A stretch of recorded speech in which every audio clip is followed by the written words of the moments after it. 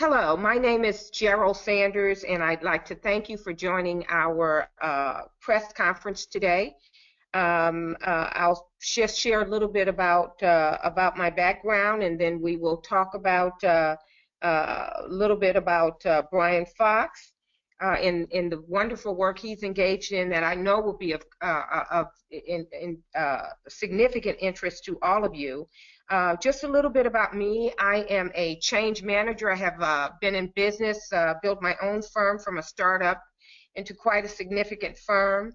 I have a U.S. patent. I'm an innovator and a strategist, and I have been doing some wonderful work in the nonprofit area. I had a nonprofit that's called Change Is on Us.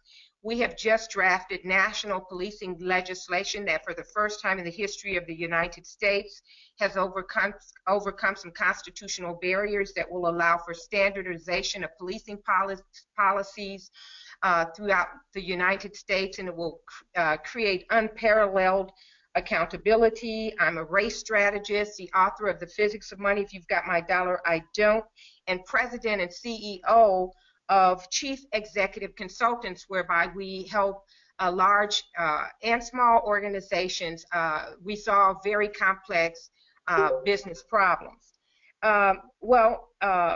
I'd like to now introduce our guest. Again, I'm very excited to have Brian Fox on. It was interesting. You'll know, has a write-up in the back of our writ of mandamus if you've read it. And one of the people very close to me saw his name and was extremely excited, asked me how did I know this gentleman, and I have since learned of his wonderful work. He's an American computer programmer, entrepreneur, consultant, author, and a free software advocate. And I'd like to just stop here to allow Brian to just add to that, to tell us a little bit about what he's doing these days and some of the things that work he's engaged in. I started off in the early 80s as the first employee at the Free Software Foundation. I was very interested in open source software, free software. At that time, the only name that we had was free software.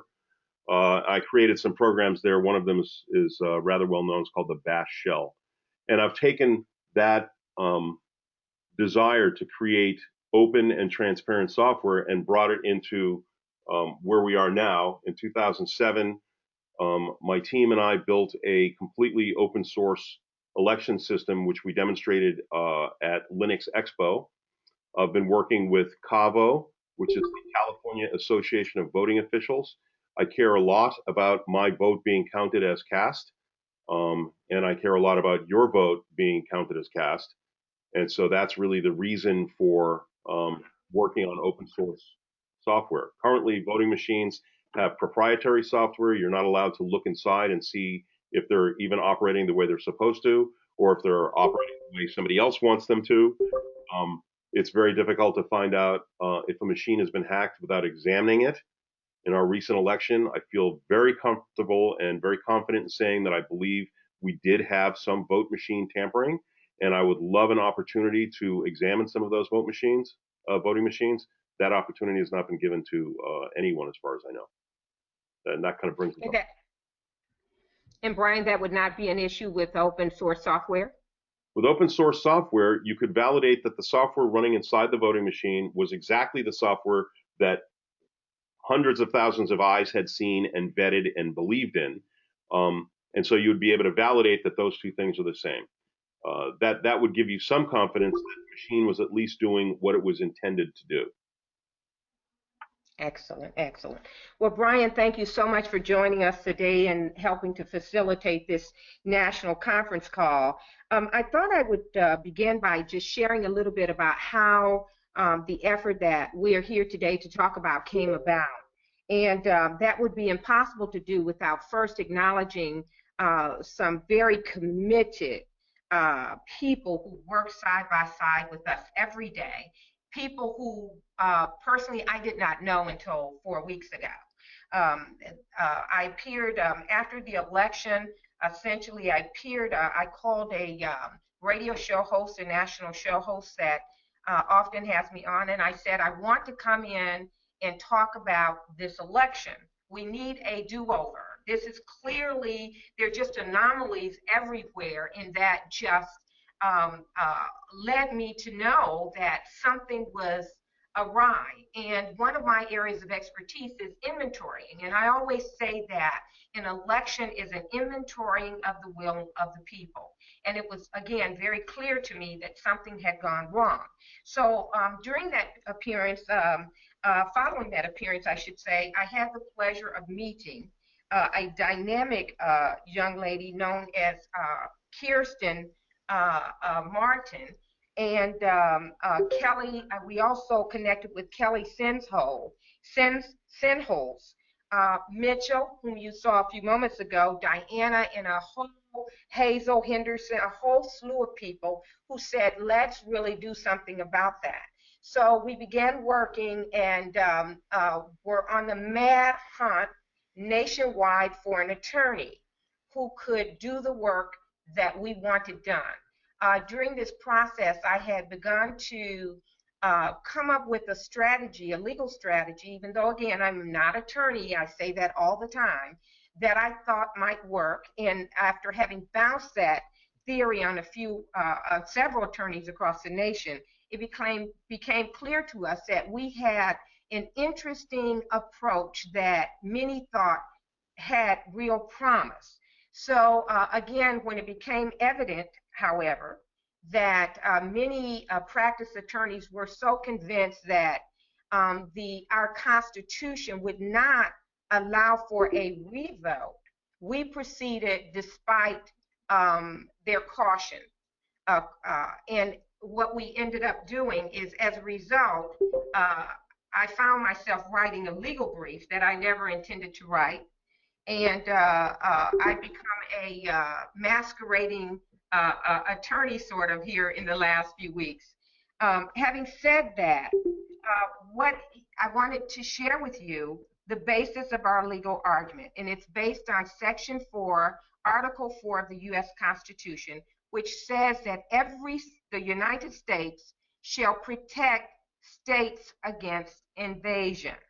And we are alleging that a cyber invasion occurred throughout the 2016 election cycle, thereby rendering the popular vote unreliable. Consequently, we have no idea if the right electors were seated to vote for president and vice president. And consequently, when the Congress ratified or swore in and a plan and ratified even the electoral votes, that they were unwittingly enlisted in a scheme by an adversary of the United States to fix an election.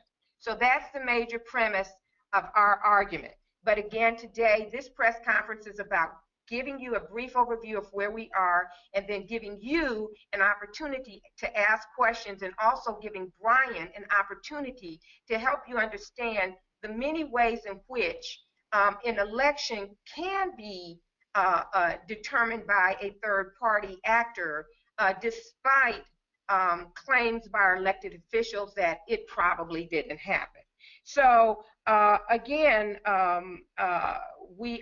that is our principal argument. So Brian, why don't I come to you right now and ask you if you can kind of maybe paint for us some scenarios on how the elections in this 2016 environment could have been impacted, and how a third-party actor from a foreign nation could have perhaps intervened to determine election outcomes.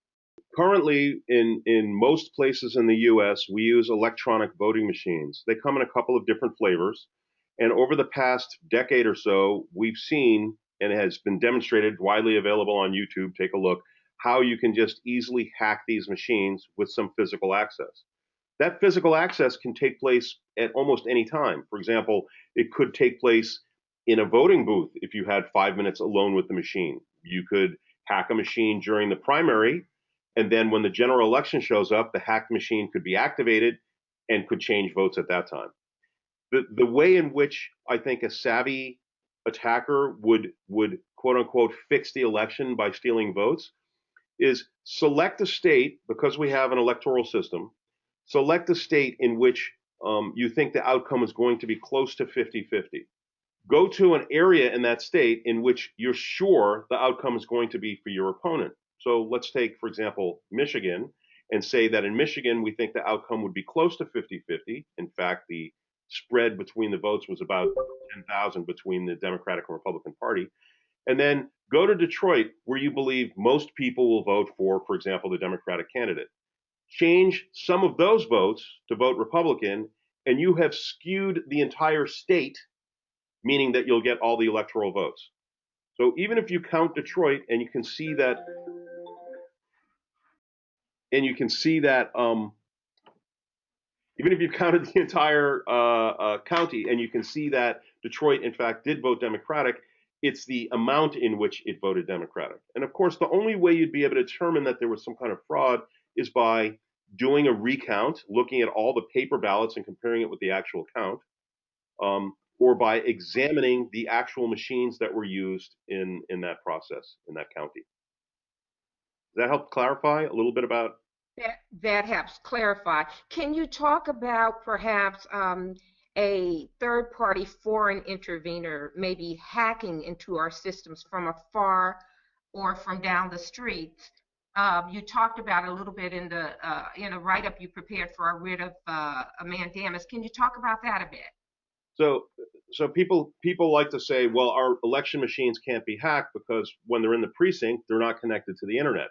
Well, it's true that the machines aren't connected to the internet while they're in the precinct, although sometimes those optical scanners use a modem to dial up another system, another network, and when they're attached to that machine over the modem, of course, they're then attached to whatever network that machine is attached to. But what people seem to forget is these machines, which are very old, some of them 25 years old, or 20-year-old software and hardware that's on there, so they're more vulnerable than machines that are made today. What people don't realize is the software on these machines are updated for the election. For example, there are ballot representations that need to be uploaded onto the machine, and maybe there are fixes that the manufacturer has come up with that they want to put on the machine. Well, we're installing new software on these machines sometimes as early as 6 days before the election. Where did that software come from? If it came from the manufacturer, you have to understand that the manufacturer is in fact connected to the internet. And so anybody who has access to the internet and who could hack that manufacturer's location can also have access to the code that is going onto the machines that we're going to be using in our election. So just because the individual machine isn't plugged directly into the internet does not mean that a faraway remote hacker could not affect the code on that machine. So you're saying that they can hack the code, the manufacturer's code. Okay. When it's connected, is it connected like to the main machine, Yeah, like the main tabulator?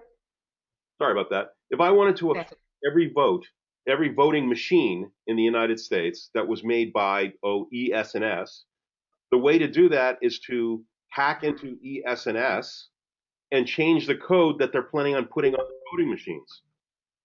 Then, when voting machines get updated, they have my hack on them. It's called a zero-day exploit. Day export. So, Brian, to what degree would you estimate, what percentage do you think there's a 50% probability, 80% probability? What level of probability do you think exists with respect to the potential hack, the potential or the probability that the 2016 election was hacked? What would your estimate be? Just based on circumstantial evidence, my personal feeling is 70% likelihood, 80% likelihood that some machines somewhere in these swing states were in fact not reporting the correct tally, that your vote was not counted as cast. I would love to be able to chalk this up to mistakes, to errors by election officials, to non malicious mishaps, but I don't personally believe that. I believe that there was a deliberate uh, attempt to change the outcome of the election. Okay. And let me add that that is why we believe that just a mere possibility that our election systems were hacked and that our election outcomes were determined by a third party. We believe for the highest offices in the land, we're talking about the president, we're talking about congressional leaders, uh, and we're talking about widespread hacking, 200,000 records extracted from the Illinois voter registration database, over 12 state systems, election systems were hacked.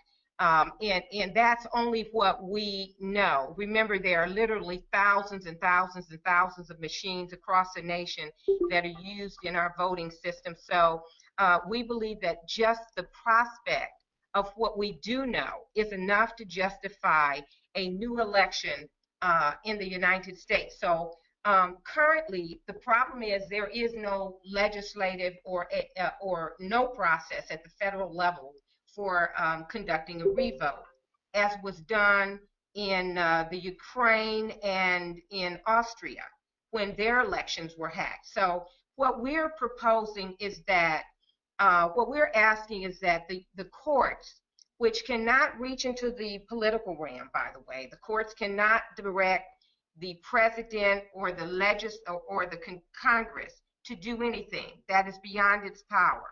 It does, however, have the power of judicial review and injunctive relief. So what we're asking the courts to do is to enjoin or prohibit Donald Trump from being and Mike Pence from being inaugurated into office.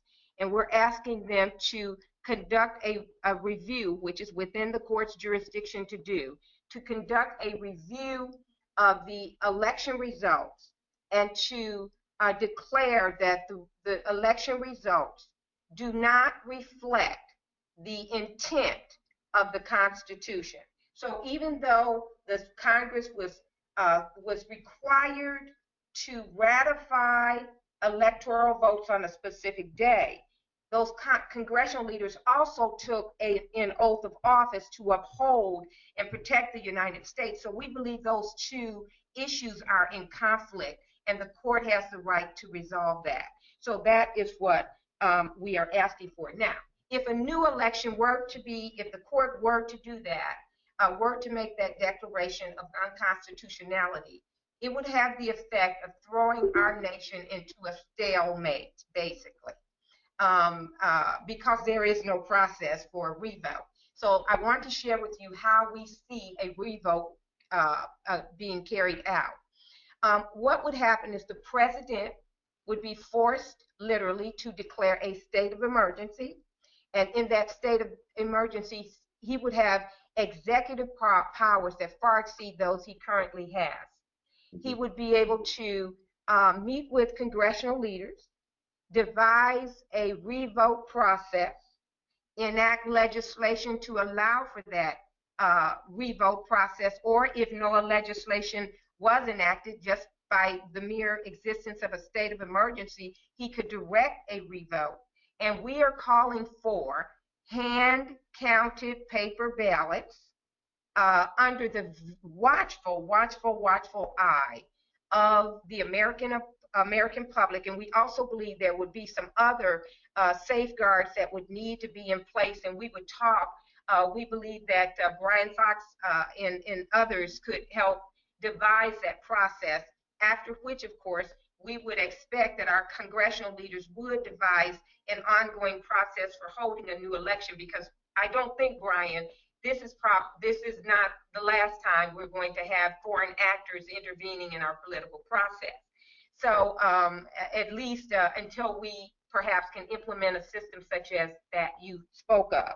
So having said that, I'll ask Brian right now, do you have anything else you want to add, Brian, before perhaps we open the floor? And I do want to acknowledge the three individuals who so graciously filed suit and has allowed us to bring an action before the U.S. Supreme Court before that will be, we have been assured, will be seen by a justice sometimes this week, and that is Diane Bloomstein, Nancy Goodman, and Donna. Thank you all so much for caring about our right to vote. Brian? So there's a couple things I actually really want to address here. The first one was at the top of this press conference, you mentioned that the um, people at the highest level of government have said that we probably weren't hacked.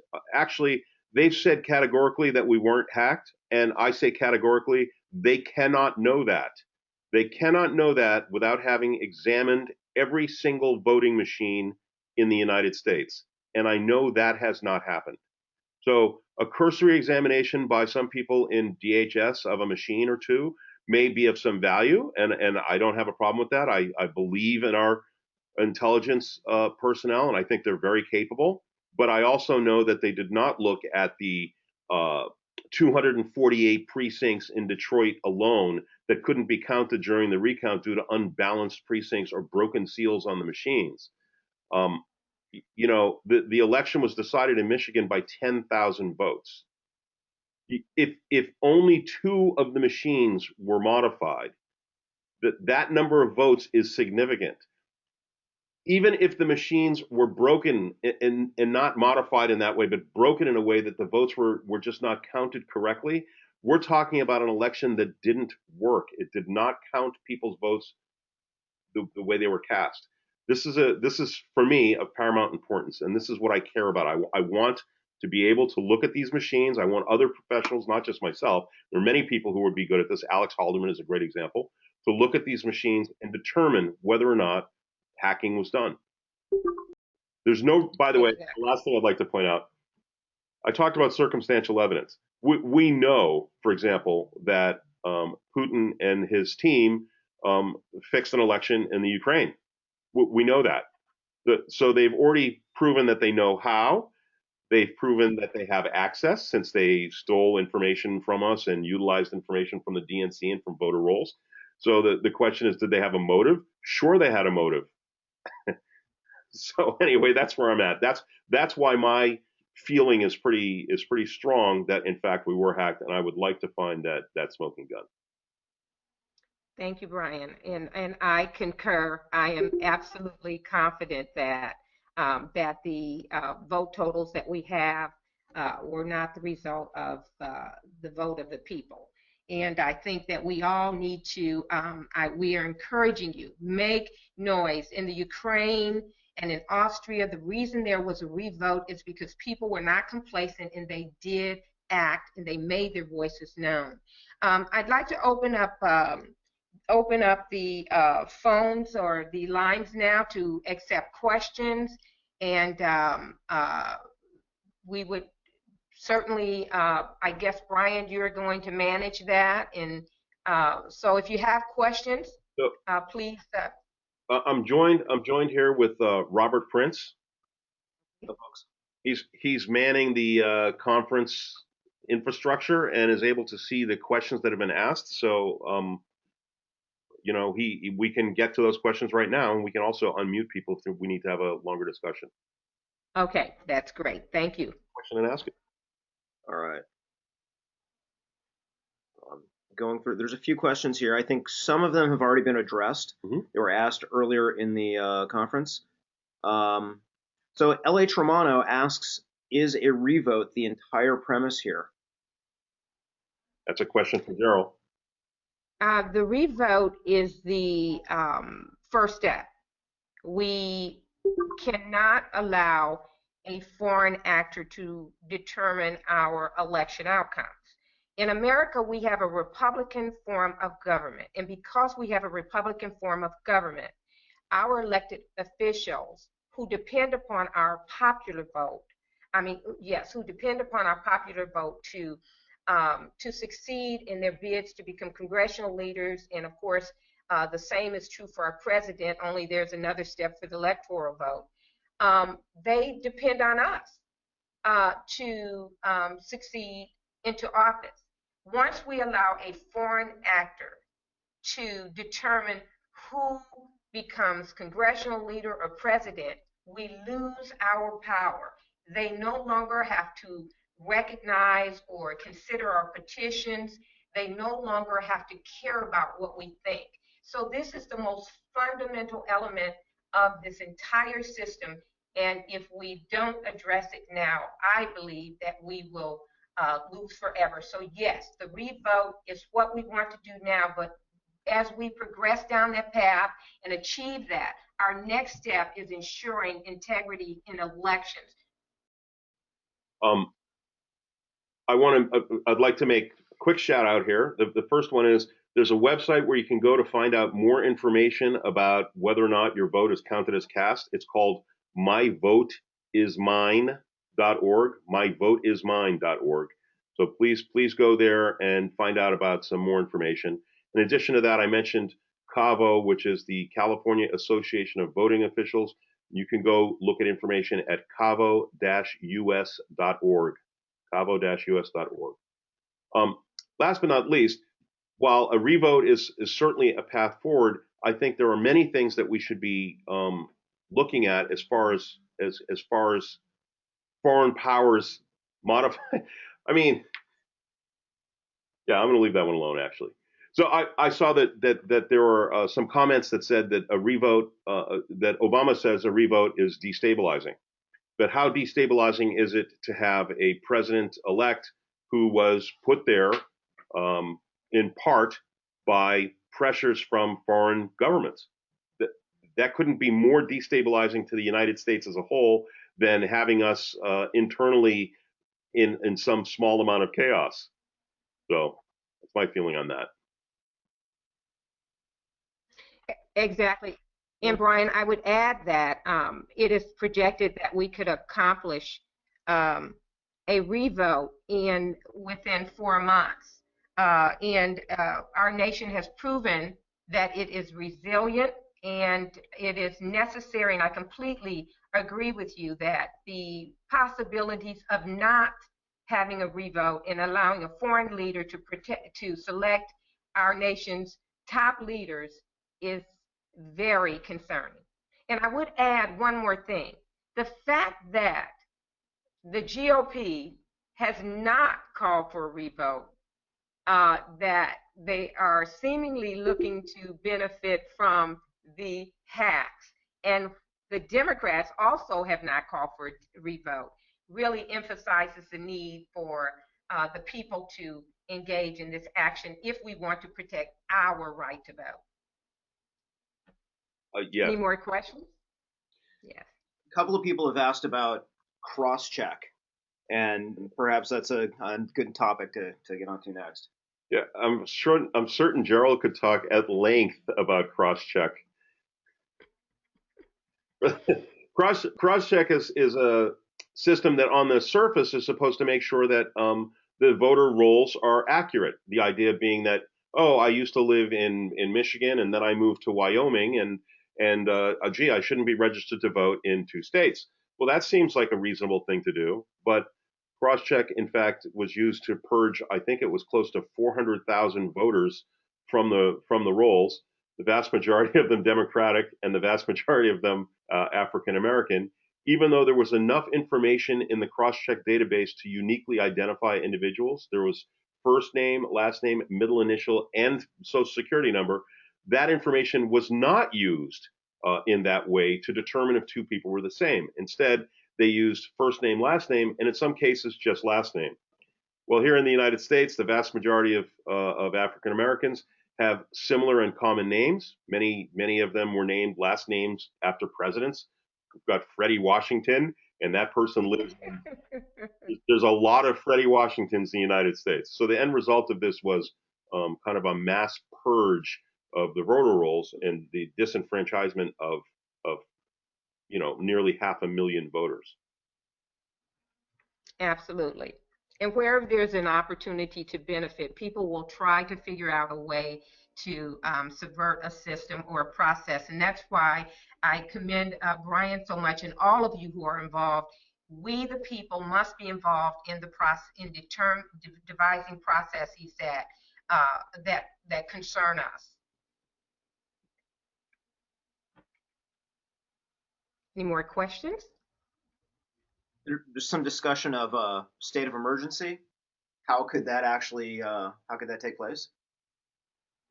Well, I think it's very important that there be a Supreme Court ruling to as a prerequisite to a state of emergency, because basically every tool you have that can be used in a way that benefits the people can also be used subsequently by some a president in the future to harm the people. Basically, the president would declare a state of emergency, and if ever there was a state of emergency, I would say it is now. And so, based upon the court's declaration that our officials acted unconstitutionally and essentially violated their oath of office and creates the stalemate, then the president would declare a state of emergency. And the interesting thing is, this may well be one of the first times we've had an election that is close to fair, because the president would have the power to supersede all of the oppressive voting laws throughout the nation and to devise standards and procedures for ensuring that the people of this nation would be permitted to vote. Now, this is very important to us. We are nonpartisan. So I personally am of the opinion if Donald Trump prevails, he prevails.